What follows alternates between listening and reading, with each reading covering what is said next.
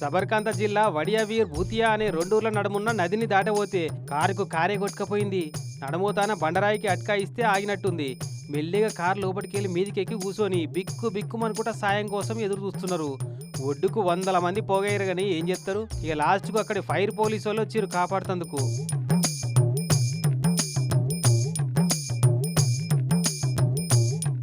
అది అట్లుందా, ఇది చూడు. ఇక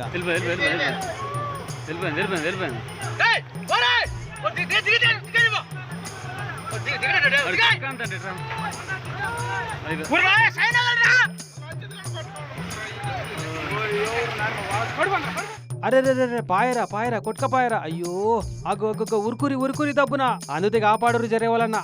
అమ్మయ్య ఆగింది. మెల్లిగా లెక్కెళ్ళి డ్రైవర్ని అయితే కాపాడిరట. వ్యాన్ పోతే పానం అయితే దక్కింది. శ్రీకాకుళం జిల్లా లావేరి మండలం బెజ్జిపురం బుడతవలస ఊర్ల నడుమ వారుతున్న వాగులో జరిగిన కథ ఇది.